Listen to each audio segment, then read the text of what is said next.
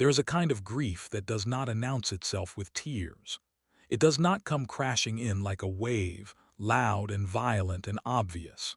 Instead, it arrives quietly, like the fog that used to roll off the Atlantic coast in the early hours before dawn, settling over everything, muffling the world, making familiar places feel strange, and strange places feel like home. That is the kind of grief that claimed Elara Voss. And once it claimed her, it never let her go.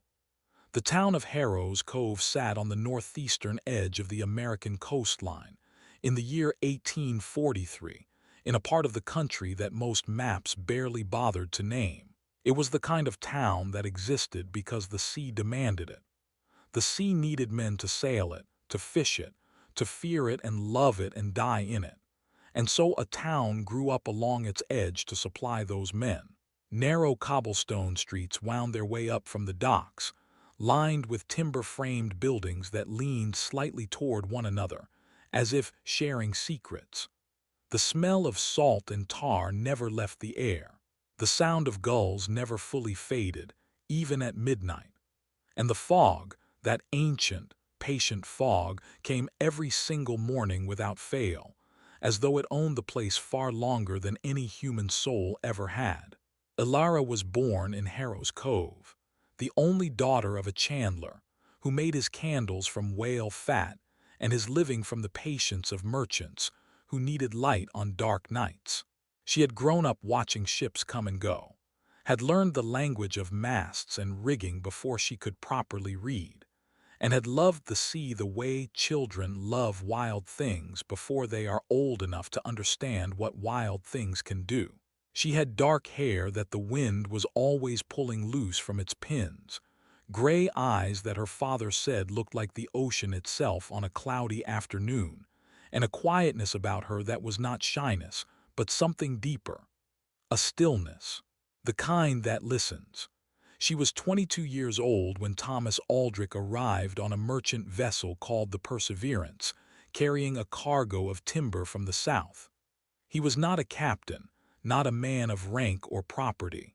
He was a first mate, tall and spare, with weathered hands and a laugh that seemed to surprise even himself, as though happiness caught him off guard every time it visited. He had dark eyes, not the kind that were merely brown, but the kind that held light differently depending on the time of day, warm amber at noon, nearly black by candlelight. Elara met him on the dock the evening the Perseverance made port, when she was delivering candles to the harbor master's office, and he nearly walked into her coming the other way. He apologized. She told him to watch where he was going. He laughed that startled laugh, and she felt something shift in her chest like a door opening inward. They had 6 weeks. That was all. 6 weeks before the Perseverance was due to sail north to resume its trading route. In those 6 weeks, they walked every street in Harrow's Cove, sat together on the rocks at the edge of the harbor in the early evenings, and watched the light die over the water.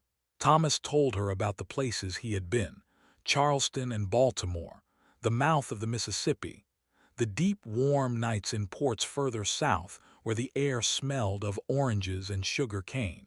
Elara told him about a life lived in one place, about the way she knew every crack in every cobblestone, every face in the market, every season of the sea. They talked as though they had always known each other, as though the years before they met had simply been a long, unnecessary waiting. She knew it was foolish. Every sensible part of her, every practical, clear-eyed instinct that had been raised on the unpredictability of the sea, told her that 6 weeks was nothing, that a sailor did not belong to any shore, that loving a man whose life was the ocean was the same as loving the ocean itself, beautiful and treacherous and never truly yours. She knew all of this. She knew it the way you know that a flame will burn you before you touch it. And she touched it anyway.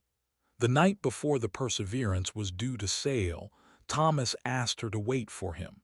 He said it quietly, without ceremony, sitting beside her on those same rocks, looking out at the dark water.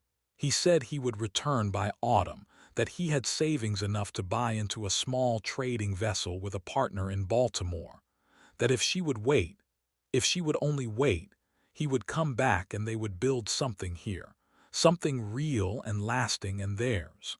He said her name like it was the only word in a language he was still learning. Elara, as though saying it carefully enough might keep him. She said yes. She said it simply, without drama, the way she said most things. Yes, I will wait for you. And she meant it with every part of herself that had never meant anything more completely. Thomas Aldrich sailed with the tide the next morning, and Elara Voss stood at the end of the harbor dock until the Perseverance was nothing but a shape in the fog, and then nothing at all. She waited. The summer passed. She kept her father's shop, dipped candles, kept accounts, answered the questions of neighbors with a small, private smile that they all understood meant something had changed in her, though none of them knew quite what. She wrote Thomas letters, though she had no address to send them to, and kept them in a tin box beneath her bed. She read them sometimes at night, not because they said anything remarkable, only because writing them had felt like speaking to him, and reading them felt like hearing herself still believe. Autumn came. She stood at the dock often, watching the incoming vessels, learning their shapes, knowing by the silhouette whether they were familiar ships or strangers. The Perseverance did not come in September. She told herself the season was rough, the northern route slow. She told herself patience was love's truest form. October, November. The cold came in off the water like a living thing, and still the Perseverance did not come. She kept waiting. She did not speak of her worry to her father or to Mrs. Howell next door, or to any of the fishermen who would have told her, gently and without unkindness, that the sea took what it wanted and kept what it took. She did not want to say out loud the fear that had begun to root itself in the quiet center of her chest, because she believed, the way people believe in things they cannot afford to lose, that saying it might make it real. By December, the harbor master, old Josiah Fleet, found her on the dock one gray afternoon and stood beside her in silence for a long time before he spoke. He told her, carefully, that word had come through the shipping routes from the north, that a vessel called the Perseverance had run aground in a storm off the coast of Maine in early October, that most of the crew had been saved, that some had not. He did not tell her which category Thomas fell into, because he did not know. Elara stood very still while he told her this. She thanked him, the way she had been raised to be polite even when the world cracked open beneath her feet, and she walked home through streets that felt suddenly like a foreign country, every cobblestone wrong, every familiar face a reminder that the world was continuing without her permission. She waited still, because not knowing was not the same as knowing, and she was not ready to grieve what might not yet be gone. The winter of 1843 to 44 was the cruelest Harrow's Cove had seen in a generation. Snow fell and refused to melt. The harbor froze in places no one had seen it freeze before, and the cold that settled into the town was the kind that got into the bones and stayed. Elara's father fell ill in January, a rattling cough that started in the chest and spread slowly outward, and she nursed him through it with all the focused attention of a woman who needed something to do with the love that had nowhere else to go. He recovered slowly, with the stubborn tenacity of an old man who had outlived harder winters than this one. And when the spring finally, grudgingly, returned to Harrow's Cove, when the ice broke and the first ships began moving again, Elara went back to the dock. It was on a morning in April, pale and cold and smelling of new water, that she saw him. Not Thomas, a man she did not recognize at first, standing at the bottom of the gangplank of a vessel just come in from Portland. He was thinner than she remembered and walked with a slight favoring of his left side as though something had healed imperfectly. But the dark eyes were the same. The jaw, the hands. Thomas Aldrich was alive. She did not run. She was not a woman who ran. She walked to him steadily through the bustle of the dock, and he turned as she approached and saw her, and something moved across his face that she could not entirely read. Relief, she thought, and guilt, and something else she did not have a name for yet. He had survived the wreck, he told her. He had been pulled from the water by a fisherman near the coast of Maine, nearly drowned, with 2 broken ribs and a fractured wrist that had mended crooked.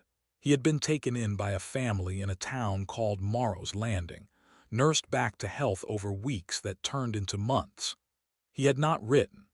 He told her he had not written because he did not know how to explain, and she listened to him say this and felt the first cold splinter work its way into her heart, because men who love without reservation find ways to write. But he was alive. He was standing in front of her, and she loved him, God help her. She loved him the way the shore loves the tide, helplessly, returning to it again and again no matter how many times it pulls away. She told him she was glad he was alive.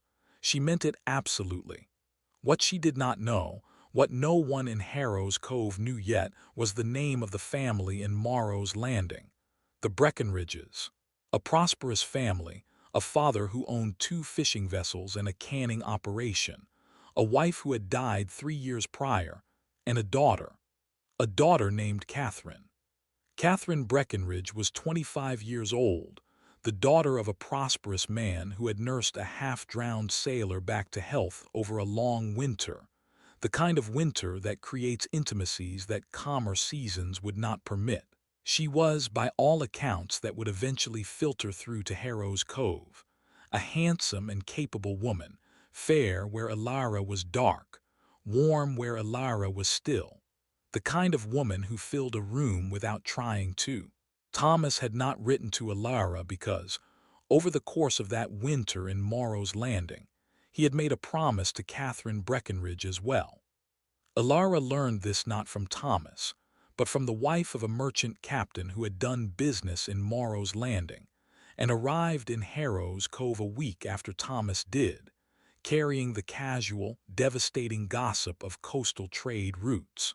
She heard it in the market, a sentence not even directed at her, 2 women speaking behind a stall of dried fish. The name Thomas Aldrich, the name Catherine Breckenridge, the word engaged. She heard it and continued walking because she was the kind of woman who kept moving when the ground gave way. She went home. She sat in her father's kitchen in absolute silence for a very long time. She did not cry. The grief was too deep for tears, too vast. Tears are for the surface of things. This went all the way down. Thomas came to her that evening. He sat across from her at the small kitchen table where she had eaten every meal of her life, and he tried to explain. The words he used were careful and unhappy and entirely inadequate. He said he had believed he was dying. He said the winter had been long. He said Catherine had been kind. He said he had not intended any of it, which was perhaps the most honest thing he said, because Thomas Aldrich was not a cruel man, not a calculating or malicious one. He was a weak man, and weak men cause damage not through intention but through the inability to be equal to the love that is placed in them. He told Elara he was sorry. She believed him. She told him, very quietly, to leave her house and not to return. What happened next is the part of Elara Voss's story that the people of Harrow's Cove would speak of for years afterward, not with malice, but with a kind of hushed, sorrowful recognition. Because what happened next was not dramatic in the way that grief is sometimes dramatic, not a public collapse, not a rage, not a throwing of objects or a screaming into the night. What happened was quieter and therefore more terrible. Elara simply began to change. It was gradual at first. She stopped going to the market. She let her father manage the shop more than she had before. She began walking down to the dock in the evenings, alone, standing at the water's edge in the gray hours between sunset and full dark, and simply looking out. Neighbors who passed her offered greetings, and she returned them. but distantly, as though she were already somewhere else, as though part of her had gone out with the tide and not come back. Her father, Elara Voss, watched his daughter with a helpless love that only parents know, the kind that can see the wound clearly and knows no way to close it. He tried talking to her.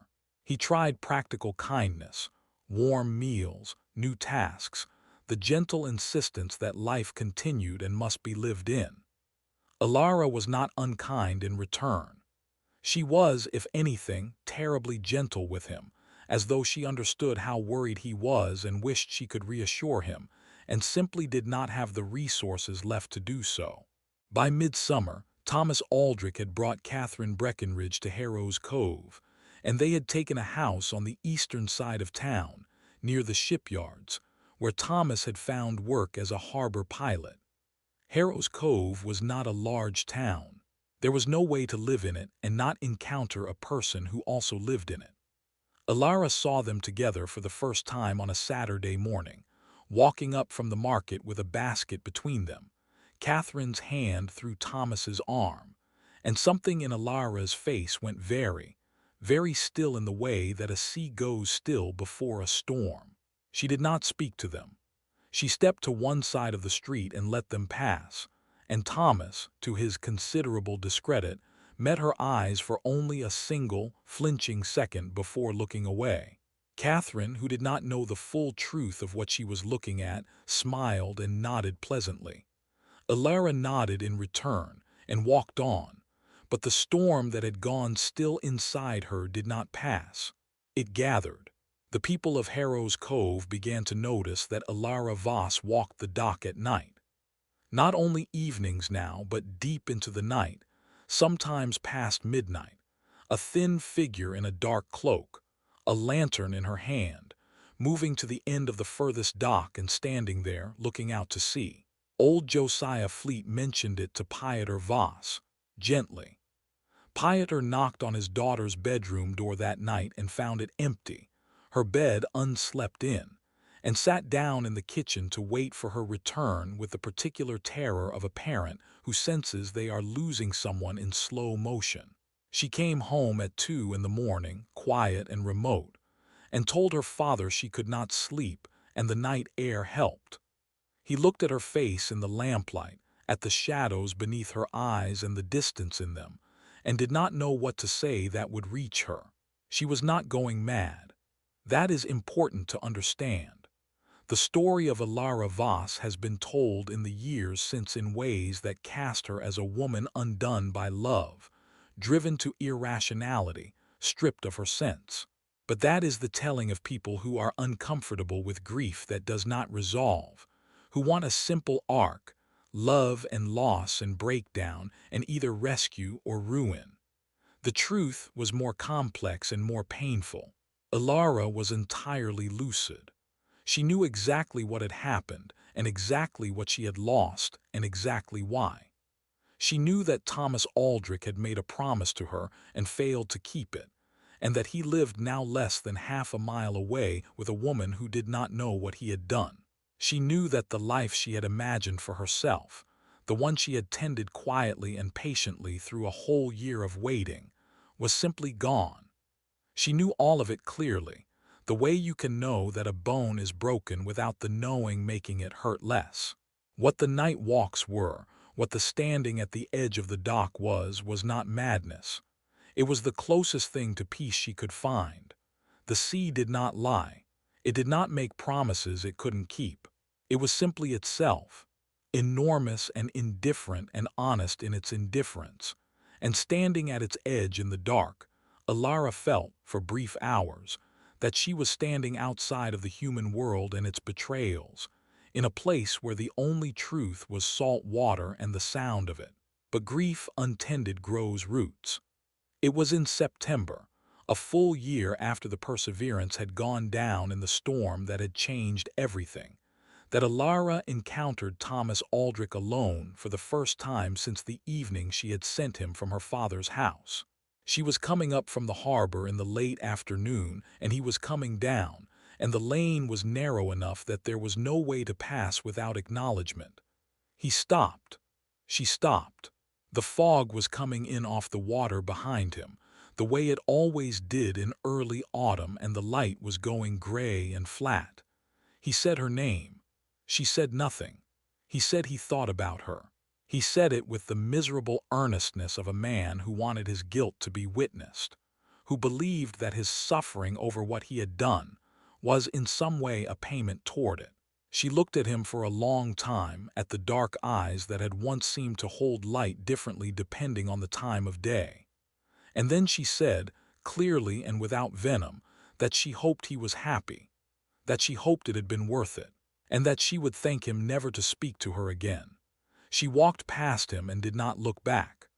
What she felt, walking up that cobblestone lane with the fog coming in behind her, was not the clean anger she had wanted to feel, not the simple cold fury that would have been easier to carry. What she felt was something shapeless and immense, a grief that had been folding in on itself for over a year, compressing, densifying, finding no outlet, and therefore finding its way deeper inward. She felt it moving through her like the fog moves through a town, getting into everything, touching every surface, making familiar things strange.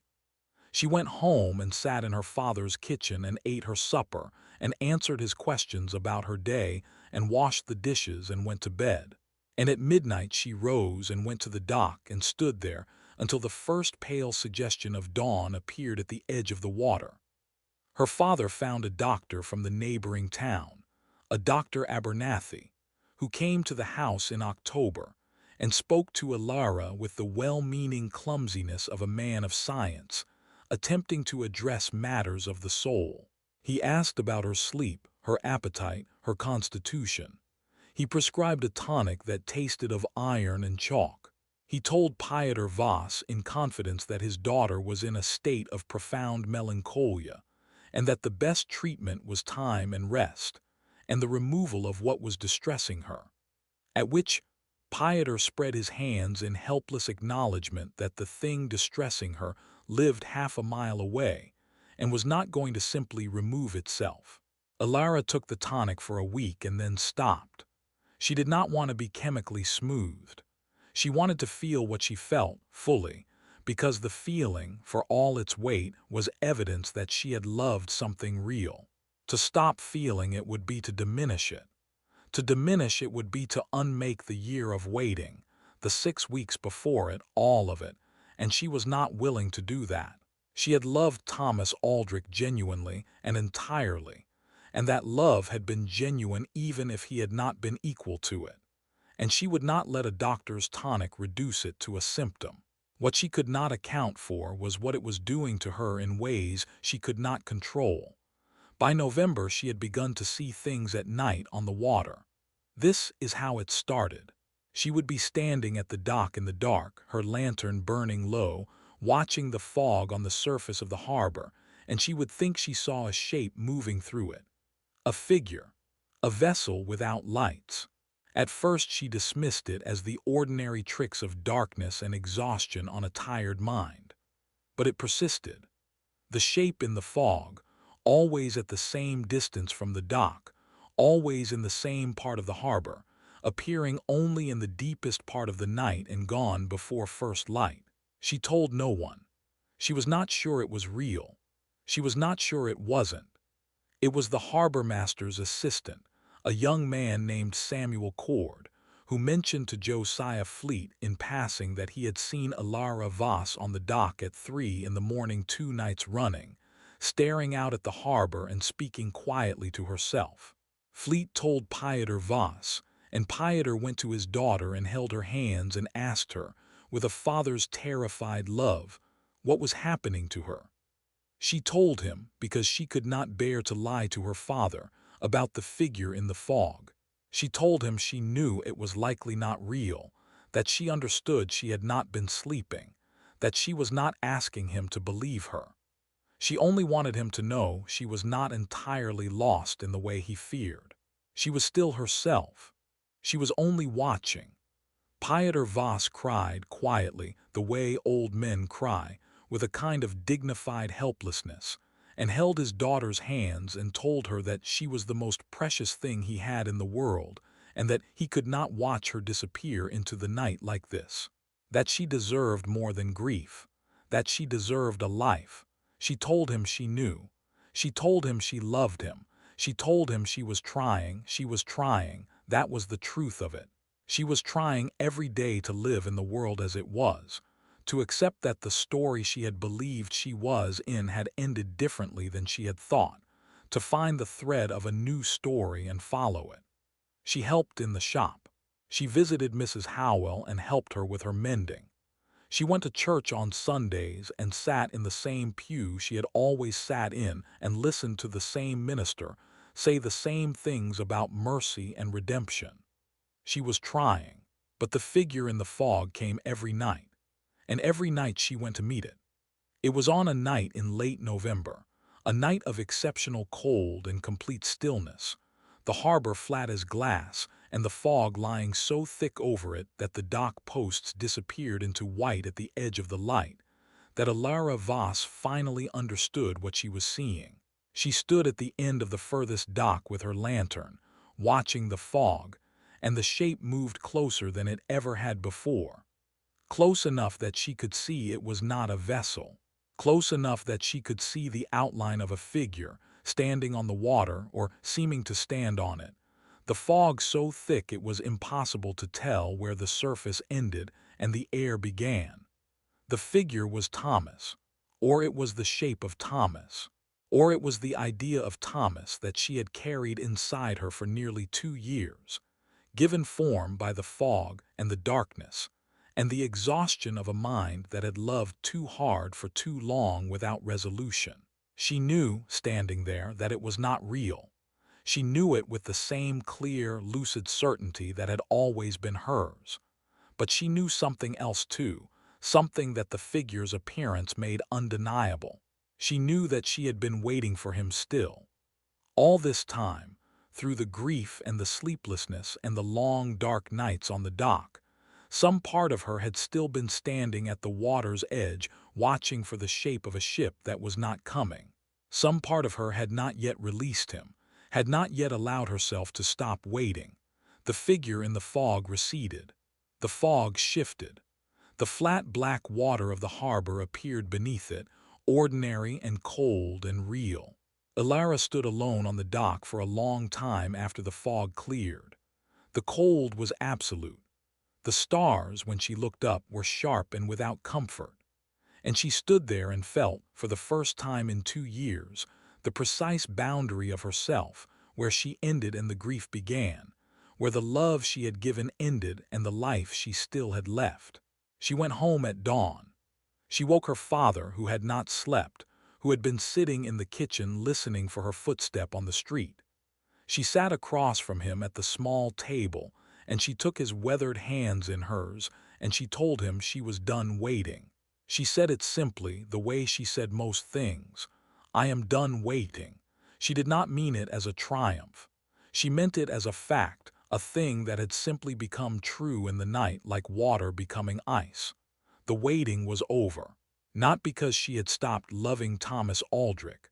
Love was not something that could be switched off like a lamp, but because waiting for a thing that was never going to come was not love. It was a kind of slow erasure of oneself, and she had given enough of herself already. Her father wept again, openly this time, and held her hands and said nothing, because there was nothing adequate to say. What happened in the months that followed was not a sudden and complete recovery. Life is not assembled that way, not put back together in a single night of clarity. What happened was a slow and uneven reacquainting of Elara Voss with the world she lived in, the particular world of Harrow's Cove, the smell of salt and tar, and the sound of gulls, the faces in the market, the crack in the third cobblestone on the lane behind the chandlery that she had known since she was a child. She learned the shape of the life she actually had, as opposed to the one she had imagined, and found that it was smaller than she had wanted and also, gradually, more than nothing. She stopped going to the dock at night. The first night she did not go. She lay awake until 3 in the morning, expecting herself to rise and reach for her cloak, and then did not. She lay in the dark and felt the absence of the ritual, the cold pull of it, and stayed in bed. The second night was easier. By the end of a week, it no longer woke her. She began to sleep properly, deeply, the long black sleep of a body that has finally been allowed to rest. Her father noticed the color returning to her face and said nothing, too superstitious of hope to name it in case naming it undid it. She did not forgive Thomas Aldrich, not in the way that word is usually meant, not in the sense of deciding that what he had done was acceptable or understandable or something she was willing to absorb without trace. But she released him, which is a different thing. Forgiveness is about the other person. Release is about yourself. She released him from the position he had occupied in her heart, which was the position of a man she was still, in some chamber of herself, waiting for. She did not do this graciously or easily. It was a practical act, the way setting down a heavy thing is a practical act, not emotional catharsis, just the decision to stop carrying it. In the spring of 1845, 2 years after Thomas Aldrich had first walked into her on the dock and changed the course of her life, Elara Voss reopened the chandlery under her own name. Her father had been speaking of retiring, of handing the shop to a nephew in Boston if Elara was not interested, and she had felt something fierce and territorial rise in her at the prospect. That shop was her father's life and her childhood, and the smell of hot wax and salt, and the particular quality of candlelight that she had grown up with. She was not going to let it pass to a nephew in Boston. She painted the sign herself. Voss and daughter Chandler's Est. 1801. She repaired the counter that had been splitting along one edge for years. She expanded the range of candles, adding tapers of unusual length for the better houses that were beginning to appear on the hill above the harbor as Harrow's Cove grew slowly more prosperous. She opened the shop 6 days a week and managed the accounts with a precision that her father admiringly could not match. And she found, to her own surprise, a satisfaction in it that she had not expected. Not happiness, not yet, not entirely, but something honest and solid, the satisfaction of work done well, of a thing that was hers. The town watched Elara Voss reappear into its life with the careful, warm attention of a community that had been worried about her. Mrs. Howell brought her a pot of honey and stayed for an hour. Josiah Fleet tipped his hat to her more specifically than he tipped it to others, a small but deliberate acknowledgment. Samuel Cord, the harbor master's assistant, began buying his candles from Voss and daughter with a regularity that exceeded his household's probable need for them. She noticed Samuel Cord. It was impossible not to notice him, as he had apparently decided that his strategy was to be impossible not to notice. He was not Thomas Aldrich. He was not dark-eyed or surprising or possessed of a laugh that caught itself off guard.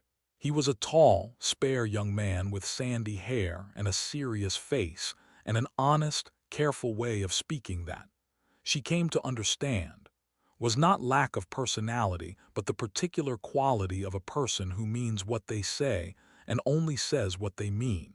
He asked if he could walk with her one evening along the harbor road, and she said yes with less reluctance than she had expected, and they walked and talked in the way she had talked with Thomas once, easily, naturally, two people discovering the shape of each other's minds. She did not love him, not then, but she found him interesting, which she had not found anyone in a long time, and interesting was a kind of door.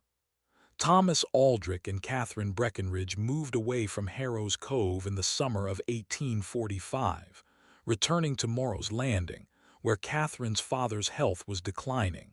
Elara heard this from Mrs. Howell with a sensation that surprised her by being primarily relief. Not the relief of someone whose rival has been removed, but the relief of a woman who could now walk every street in her town, without the possibility of encountering the living evidence of a thing she was trying to stop carrying. She wished them no particular ill.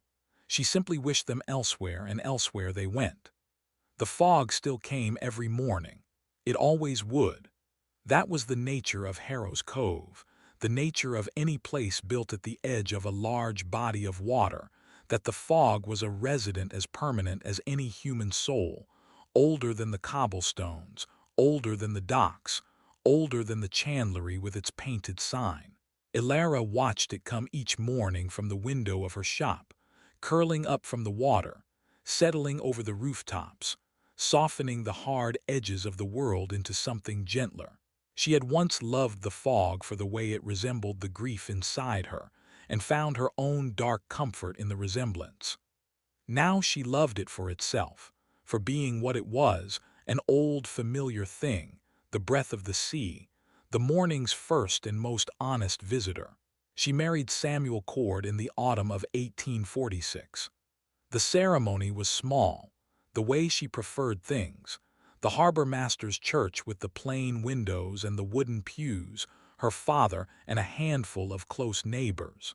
She did not wear white because it was impractical for a woman of working life, but a dark blue dressed the color of the harbor in the afternoon, and she held a small bunch of late-season heather, because heather was something that grew by the water's edge and persisted through the cold, and she had developed, in recent years, a particular respect for things that persisted.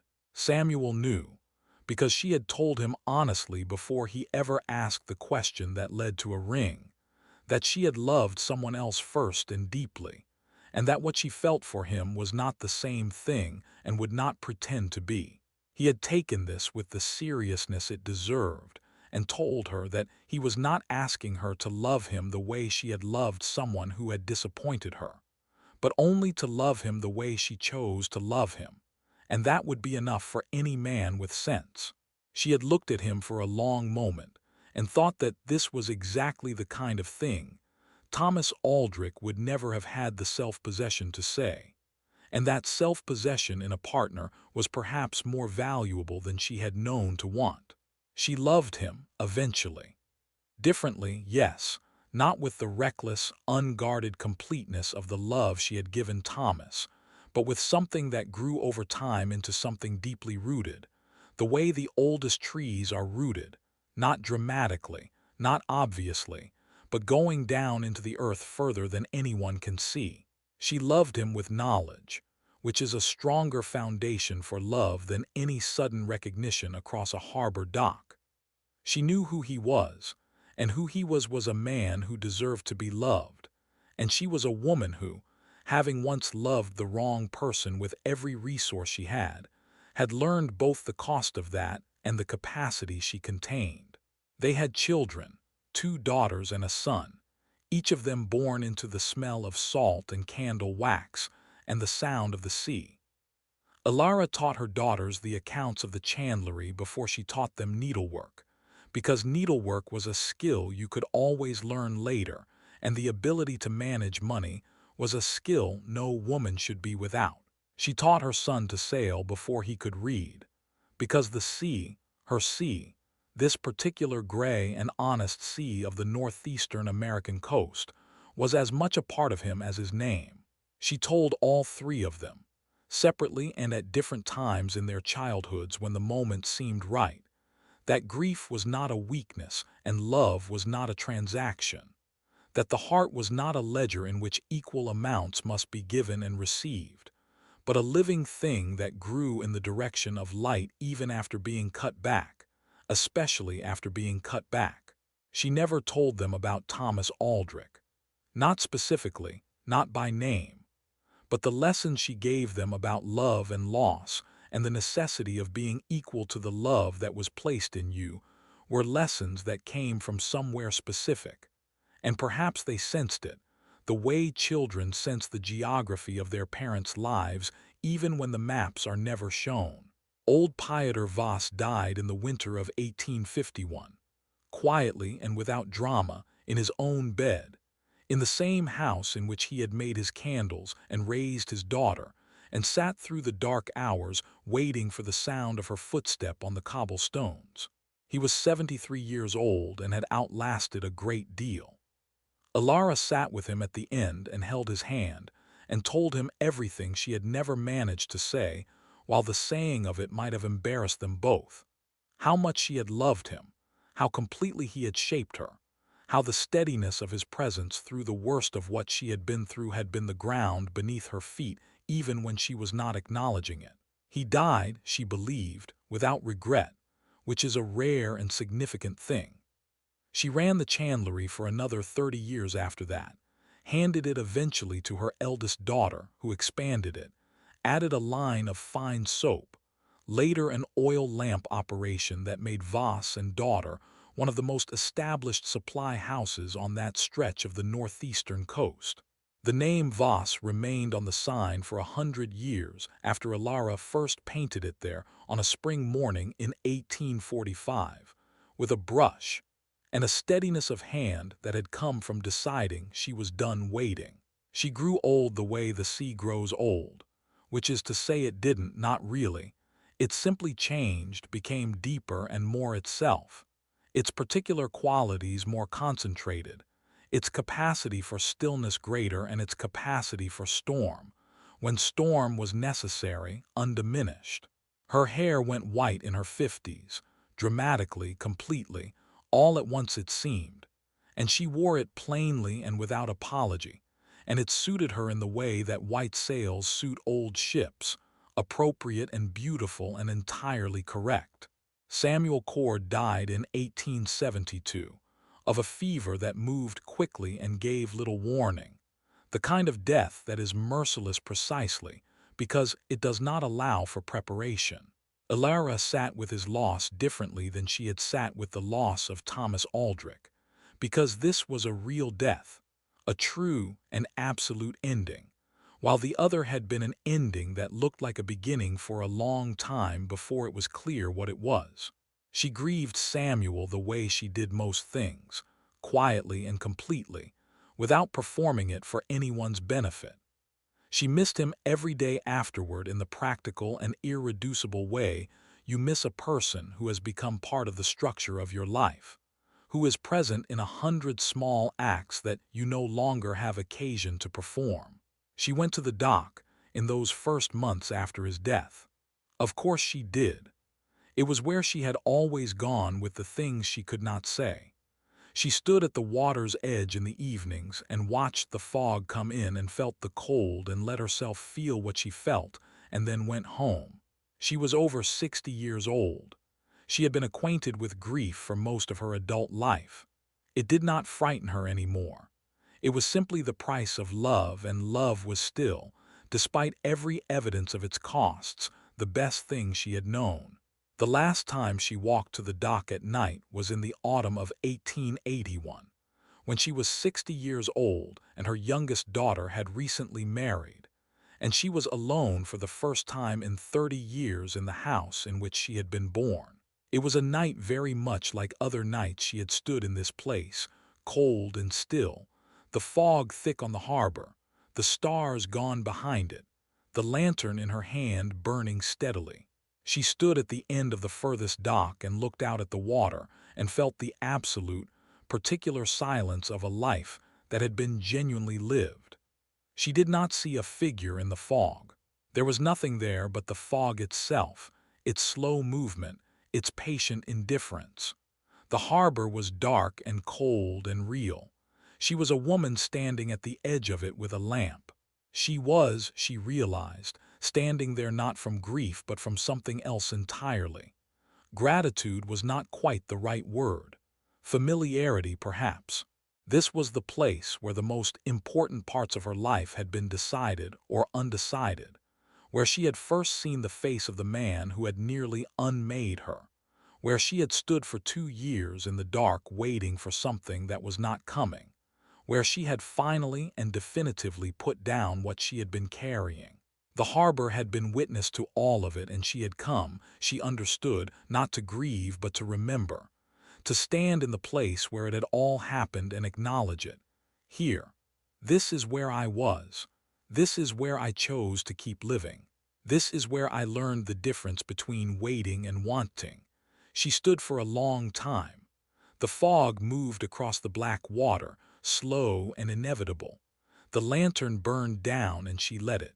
Then she turned and walked home through the cobblestone streets of Harrow's Cove, through the fog that still owned the place as it always had, past the chandlery with its painted sign, past the harbormaster's office, past Mrs. Howell's house, long since occupied by Mrs. Howell's grandchildren, up the lane to her own door, which she opened with the key she had carried since she was 17 years old. She went inside. She set the spent lantern on the table. She took off her cloak. She sat in the kitchen where she had sat so many times before, at the small table where her father had cried holding her hands, where Thomas Aldrich had once tried to explain himself in inadequate words, where Samuel Cord had asked if he could walk with her along the harbor road. She sat there in the quiet and the dark for a while, just herself, just the silence of the house around her, the particular and irreplaceable silence of a life that was still going on.